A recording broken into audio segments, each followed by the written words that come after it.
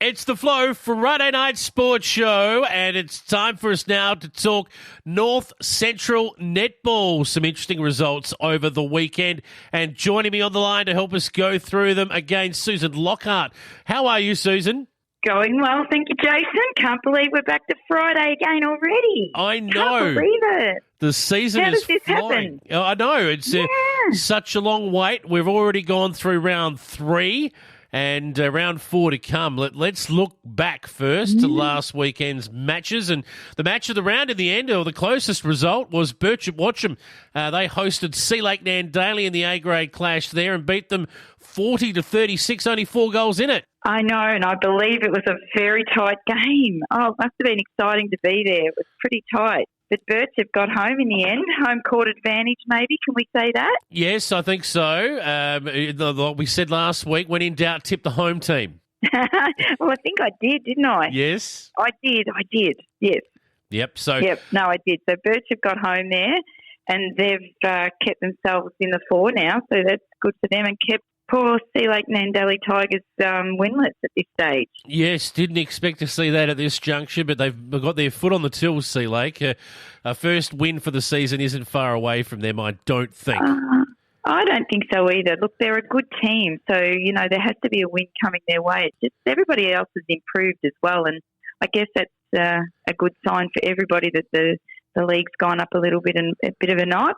That is true. The next result we'll talk about wasn't as good for the home team because Wedderburn, your girls, headed up the highway to Charlton and took them on and beat them 57-38, only 19 goals in it, which seems like a big margin, but really it's not that big a margin when you spread it out over 4 quarters.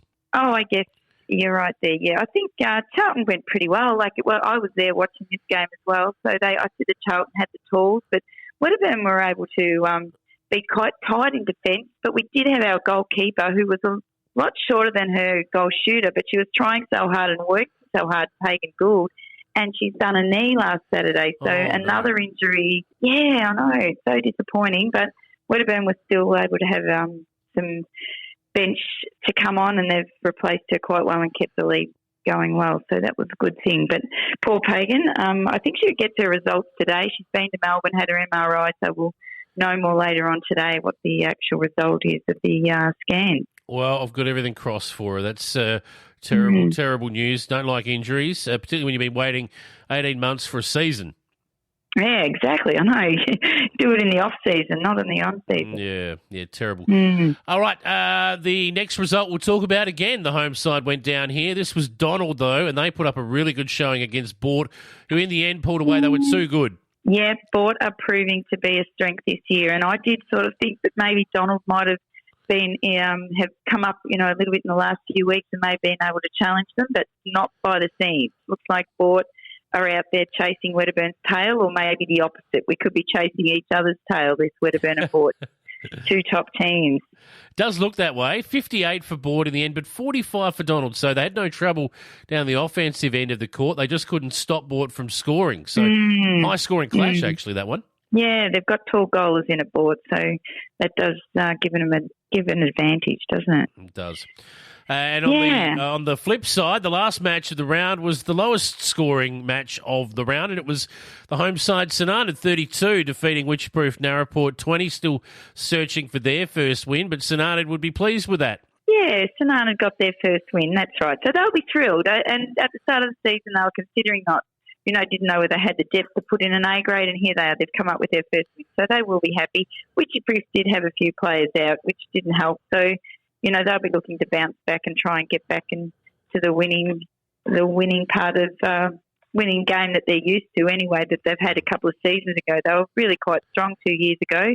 So let's hope that they can get themselves back there again. Indeed. And that takes us now to this week's round of matches into the 1st of May. Can you believe that? Tomorrow will be the 1st of May. Unbelievable. No. Round 4. Incredible. It's just flown by. We'll start with what's happening at Sea Lake, where Sea Lake Nandaly Tigers, they will welcome Donald to town. Should be an interesting game. Yeah, it should be an interesting game, and I will tip Donald. I'm just sort of favouring Donald, just probably because I've seen them play. I know Sea Lake have got the players, but they've got to come up and get that first win. And sometimes when you've lost a couple of games, it's hard to get that confidence going. And Donald may already have that. So I'm not sure. We'll see. But I'm going to tip Donald to tip over the Sea Lake Mandalay Tigers up there tomorrow. I think that's fair enough. Witcher-proof Narraport are also still searching for their first win. They will host Bort, and Bort are flying, as we know, top versus bottom here. Yeah, so unfortunately I think Paul Witcher are going to keep their 0 there for the next week anyway. I think Bort will be too strong. They seem to be going well. I know they've got the Hall girls in there. Steph Hall's a nice, steady shooter, and they've got Carly Isaac running in the centre. She's a strong little player, and they've I presume Roxanne's playing in goalkeeper as well. She won the league best and fairest last year, so they've got some strength. They've got some really good players in there. Excellent. Well, we'll move on to Sinanud, who are at home to Charlton, and this will be interesting too. After their first win, a bit of confidence for the Sinanud girls, but Charlton are up and about. They should probably start favourites. Oh, I think Charlton will start favourites, even though Sinana do have the home court advantage. I think Charlton, they've got a lovely little team. They've got young girls. They've got a really good mix of bit of maturity coming back in. Erin McGurk's back from a few years away. She's come back to help out the girls. And then Maddie Tormey's coming down from Mildura. And Kirsty McKenzie, she's playing as well in defence, and she's a great little player in defence. So I think they're probably going to be too strong for Sinana, but Sinana will put up a good game. I know they will. They're a fighting group of girls, and they don't like to go down. No, indeed. Nobody does, but in particular on your home deck. So, and the last match of the round is the match of the round. Don't worry about that. It's the top of the table clash. Wedderburn hosting Birchip. Watch them. And Birchip will come in with a bit of confidence. Oh, yeah, I know. They've got 2 wins now out of 3, so they'll be feeling pretty good, and they've had that close game, so they know they can fight. Wedderburn saying, no, they are sailing along pretty nicely. They're playing a fast game, and sometimes when the ball's moving pretty quickly, it is hard to catch up. They've got to come up with a bit of a way to slow them down. Birchip, what about Wedderburn? I don't know. They've had a beautiful game. Liza Lockhart last week didn't miss a goal. She had a beautiful game. She's first year in A grade, and she really shone through there. And we've had a girl come in to replace the Pagan Gould at keeper, and she's playing her home team, Courtney Gleeson. She used to be a Birchip girl, so she's playing her old home side, and she's playing for Wedderburn now, following the boyfriend. And so she's in a goalkeeper tomorrow, so she's looking forward to that. So let's go Wedderburn. Wedderburn, I think you are right on the money there, and it's not quite the top of the table clash. I mean, we know Wedderburn and Bort are both undefeated, but Birchip Watcham currently sitting third on the ladder as it speaks, so it's as close to a top of the table clash as we've had so far this year.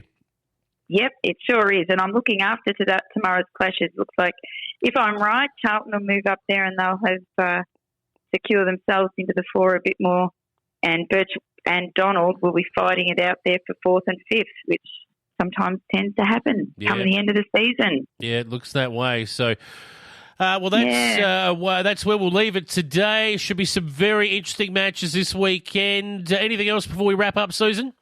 Oh, I just want everyone to take care out there. Don't go for those silly balls that you just can't get and hurt yourself unnecessarily.